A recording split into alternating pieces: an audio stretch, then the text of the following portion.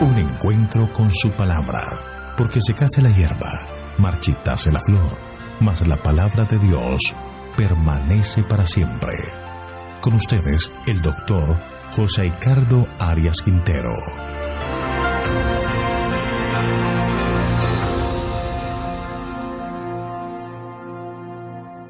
Hoy vamos a estudiar Zacarías capítulo 13. Dios purificará a su pueblo. Te invito a orar. Padre nuestro que estás en el cielo, santificado sea tu santo nombre. Gracias, Señor, te damos porque nos concedes el pan de cada día. Gracias, Señor, porque tú eres un Dios de amor que perdonas nuestros pecados. Ahora queremos pedirte, Señor, de manera muy especial, que tú nos acompañes por medio de tu Santo Espíritu en el estudio de tu palabra, que podamos crecer espiritualmente, aprendiendo más y más de ti. Gracias, Señor, por tu compañía, por tu dirección.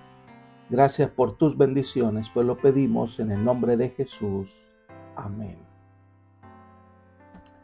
En el capítulo 12 de Zacarías se nos presentaba al Cordero de Dios que quita el pecado del mundo. Además de eso, se nos presentó el ideal en caso de que Israel hubiese aceptado a Cristo como su Salvador. Pero lamentablemente la realidad es que ellos lo rechazaron y traspasaron al Hijo de Dios. Entonces ahora el lamento es el profundo sentimiento de haber rechazado al Hijo de Dios. En el capítulo 13 vemos es la oportunidad de restauración que Dios ofrece al pueblo. Perdón, salvación. Dios quiere que su pueblo deje atrás el pecado y se entregue a Él de corazón. La primera sección de este capítulo son los versículos 1 al 6. Purificación de toda idolatría en la Nueva Jerusalén. Miremos el versículo 1. En aquel tiempo habrá un manantial abierto para la casa de David y para los habitantes de Jerusalén, para la purificación del pecado y de la inmundicia. La primera frase con que comienza este capítulo es en aquel tiempo. Es el día del Mesías, es el día en que el Señor llamará de un modo especial la atención de los hombres a las medidas que Dios ha dispuesto en cuanto al pecado. Siempre ha existido un manantial abierto. Los hombres siempre han podido obtener el perdón del pecado mediante la fe en un Salvador venidero. Pero habían despreciado en máximo grado lo que se había provisto para su salvación. Ahora debía extenderse una nueva invitación. Siempre hubo una fuente abierta para perdón y purificación en el Cordero que sería inmolado. Los israelitas miraban hacia el futuro y nosotros miramos hacia la fuente que viene de la cruz del Calvario. Una fuente sugiere la idea de una abundante y permanente provisión para la purificación del pecado. Esa corriente que fluía era un símbolo de la siempre fluyente y limpiadora sangre de Cristo, la fuente que estuvo abierta para Judá y Jerusalén, en la cual podían lavarse y quedar limpios de toda mancha de pecado. Ahora tenemos libre acceso a la sangre expiatoria de Cristo. Hay una explicación interesante al recordar que el soldado romano, para comprobar que Jesús ya estaba muerto, atravesó su costado con una lanza que llegó a su corazón. De allí salió agua y sangre. Elena de White explica: cuando el soldado atravesó con la lanza el costado de Jesús mientras pendía de la cruz, salieron dos raudales distintos, uno de sangre y el otro de agua. La sangre era para salvar los pecados de aquellos que creyesen en su nombre, y el agua había de representar aquella agua viva que se obtiene de Jesús para dar vida al creyente. Libro Primeros Escritos, página 209. Es decir, la fuente de agua viva es para cada uno pueda tener acceso a la salvación. Pero también ese manantial de agua viva representa a los cristianos que comparten el evangelio de salvación con otros. Ella sigue diciendo: cada obrero en cuyo corazón habita Cristo, todo aquel que quiere revelar su amor al mundo, es colaborador con Dios para beneficiar a la humanidad. Mientras recibe del Salvador gracia para impartirla a otros, fluye de su ser entero la oleada de vida espiritual. Cristo vino como el gran médico para sanar las heridas que el pecado había hecho en la familia humana, y su Espíritu, obrando por medio de sus siervos, imparte a los enfermos del pecado, a los dolientes seres humanos, un intenso poder curativo, eficaz para el cuerpo y el alma. En aquel tiempo, dice la Escritura, habrá manantial abierto para la casa de David y para los moradores de Jerusalén, para el pecado y la inmundicia. Las aguas de este manantial sanarán las debilidades físicas y espirituales. Joya de los Testimonios, tomo 2, página 484. Sigamos estudiando Zacarías capítulo 13, ahora el verso 2. Y en aquel día, dice Jehová de los ejércitos, quitaré de la tierra los nombres de las imágenes y nunca más serán recordados. También exterminaré de la tierra a los profetas y al espíritu de inmundicia. Se enfatiza que en ese día en que el Mesías actuará en favor de su pueblo, la tierra será purificada de los ídolos y falsos profetas. Israel había sufrido de tal modo especial la plaga de los falsos profetas. Estos son inmundos porque odian a Dios y a la santidad, y porque conducen a sus víctimas a impurezas morales y a la práctica de una religión falsa. Los falsos profetas y los maestros religiosos falsos han sido desde la antigüedad una calamidad para la iglesia de Dios y continuará siéndolo hasta el fin del tiempo. Jesús nos advirtió contra estos falsos profetas en Mateo capítulo 24, versículo 24, donde dice: porque se levantarán falsos cristos y falsos profetas y harán grandes señales y prodigios, de tal manera que engañarán, si es posible, aún a los escogidos. El único remedio contra sus enseñanzas engañosas es que la mente esté bien fortalecida con las verdades de la palabra de Dios. Por eso debemos todos los días estudiarla y alimentarnos de ella. Sigamos estudiando Zacarías capítulo 13, ahora el verso 3. Y acontecerá que si alguno continúa profetizando, le dirán el padre y la madre que lo engendraron: tú no vivirás, porque has hablado mentira en el nombre de Jehová. Y el padre y la madre que lo engendraron lo traspasarán cuando profetice. A causa de la salvación de Dios que Dios ha provisto para limpiar a su pueblo y lo ha hecho amar al Señor y su verdad, el aborrecimiento de la profecía falsa superará cualquier sentimiento humano normal, de tal modo que hasta un padre y una madre están dispuestos a someter a muerte a un hijo apóstata. Esto confirma la posición drástica de Dios con respecto al engaño profético y la manera como tratará a los predicadores que no representen bien la verdad. El cambio en la actitud también de los profetas falsos lo vemos en los versículos 4 y 5. Sucederá en aquel tiempo que todos los profetas se avergonzarán de su visión cuando profeticen. Nunca más vestirán el manto velloso para mentir. Cada cual dirá: no soy profeta, labrador soy de la tierra, pues he estado en el campo desde mi juventud. Estas medidas drásticas darán como resultado que estos falsos profetas dejarán de utilizar la vestimenta tradicional de un profeta. Ya no trabajaría abiertamente. Si alguien les pregunta quiénes son y qué hacen, se identificarán como agricultores. Entonces vamos a estudiar un versículo con un significado interesante, el versículo 6. Y si alguien le pregunta: ¿qué heridas son estas en tus manos?, él responderá: las recibí en casa de mis amigos. Este es un texto también de difícil interpretación. Al parecer, si seguimos el tema del texto anterior, se refiere a los falsos profetas. Al parecer, la pregunta que se hace de las heridas parece estar dirigida por el contexto al falso profeta convertido. Sin embargo, algunos intérpretes han aplicado este texto a Cristo como una gran predicción de su flagelamiento y las heridas que le infligieron los supuestamente que deberían ser sus amigos.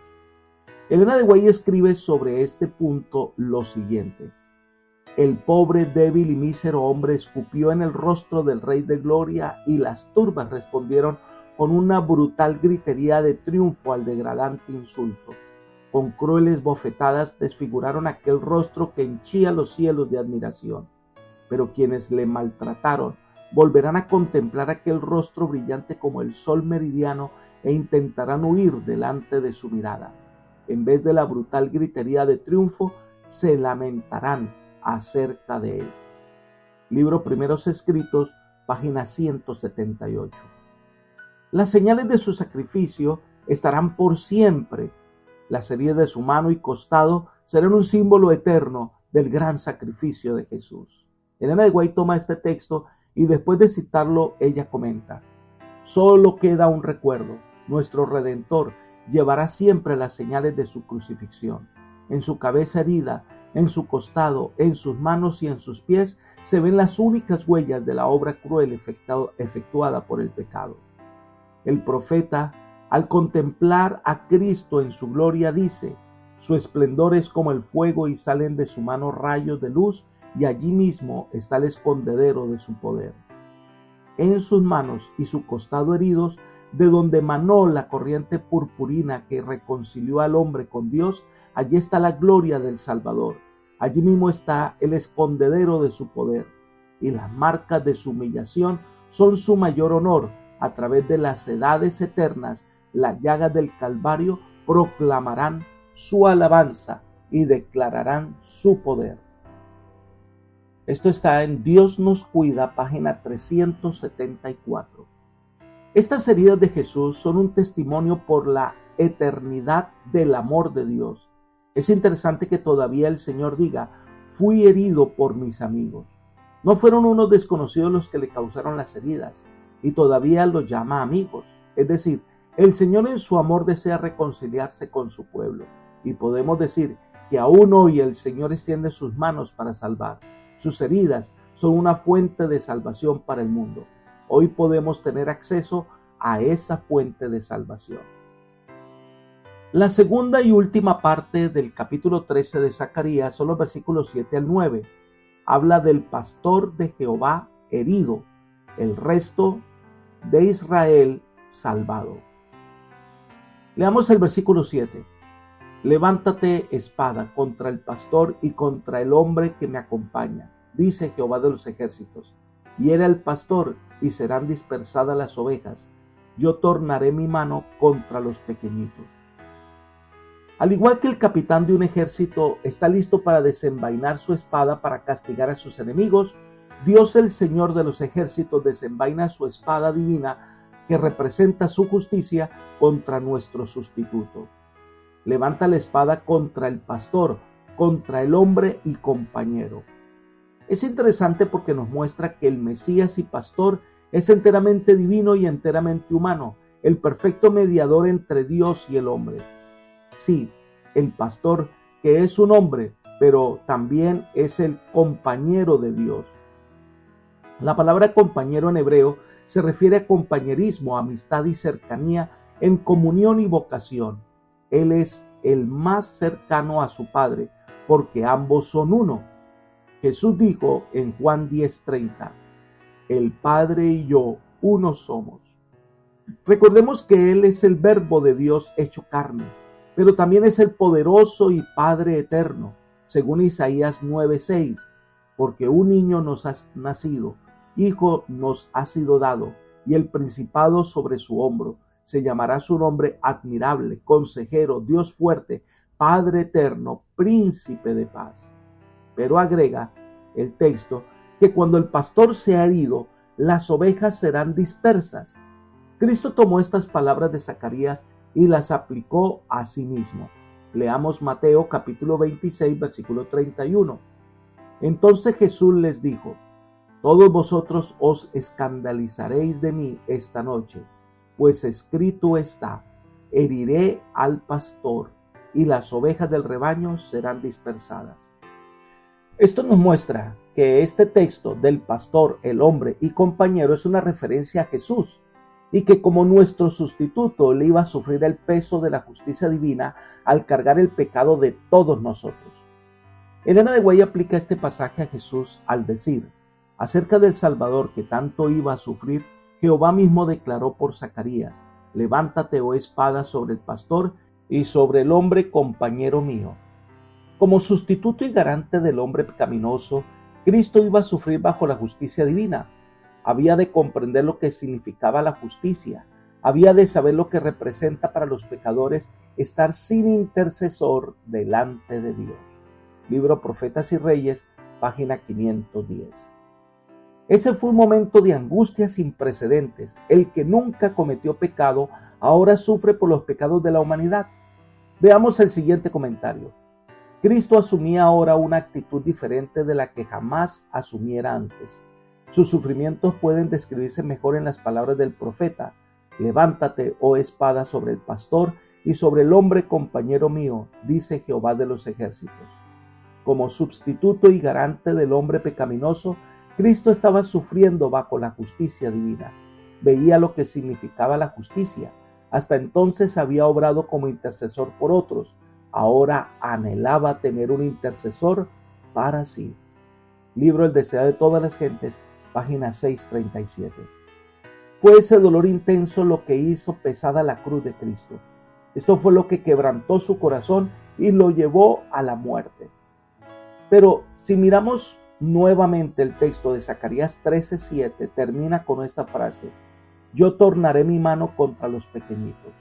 El término contra puede ser entendido de dos maneras: para bien en el sentido de esperanza, como aparece en Isaías 1:25, volveré mi mano contra ti, limpiaré hasta con lejía tus escorias y quitaré toda tu impureza. Bajo este significado es una seguridad de consuelo y protección para sus pequeñitos. Pero también puede ser entendido para mal, en el sentido de castigo, como en Amós 1:8, destruiré a los moradores de Asdod y a los gobernadores de Ascalón, volveré mi mano contra Ecrón y el resto de los filisteos perecerá, ha dicho Jehová el Señor. En este caso es una predicción de que habría dificultades y angustias que se extenderían aún sobre los débiles y humildes de la grey. Pero algo más debiéramos tener en cuenta de este pasaje. Dice que cuando el pastor es herido, sus ovejas son dispersas. Y eso fue lo que sucedió en el momento en que Jesús fue tomado preso. Cuando los discípulos vieron que Jesús se entregaba voluntariamente y era llevado al pretorio, inmediatamente los discípulos huyeron ante la presencia de Jesús y Jesús estuvo solo. Allí los apóstoles sintieron que su pastor, su guía, era herido y que ellos quedaban como ovejas sin pastor. Sigamos estudiando Zacarías capítulo 13, versículos 8 y 9, que son los dos últimos versículos de este capítulo. Y acontecerá en toda la tierra, dice Jehová, que 2/3 serán exterminados y se perderán, mas el otro tercio quedará en ella. A este tercio lo meteré en el fuego, lo fundiré como se funde la plata, lo probaré como se prueba el oro. Él invocará mi nombre y yo lo oiré. Yo diré, pueblo mío, y él dirá, Jehová es mi Dios.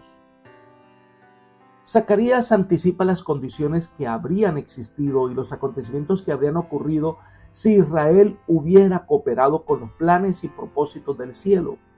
Un gran número, no todos, es lo que indica en estas porciones que no debe tomarse de manera literal. 2/3 separados y 1/3 permanecerá.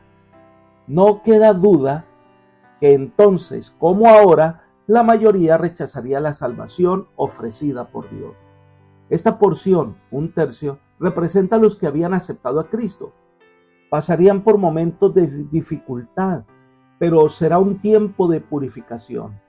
Ahora, su identidad serán con el Señor. El Señor los reconocerá como pueblo mío, a este remanente fiel, y ellos reconocerán que Jehová es mi Dios. Dios establecerá su nuevo pacto con el remanente purificado. Apreciado amigo y hermano, el Señor pagó el precio del pecado y la rebelión, muriendo la muerte que nosotros merecemos para darnos una segunda oportunidad. El Señor cargó el pecado de nuestro para que nosotros podamos hoy tener la oportunidad de la vida eterna. Nos toca a nosotros decidir si aceptamos o no su salvación. Pero hoy Es día de rendir nuestra vida al Señor. Hoy Él está con sus brazos abiertos, listos para perdonar, restaurar y salvar. ¿Qué respuesta darás al Señor? Que el Señor hoy te dé sabiduría y entendimiento y te guíe por sendas de paz. Es mi oración por ti. Amén.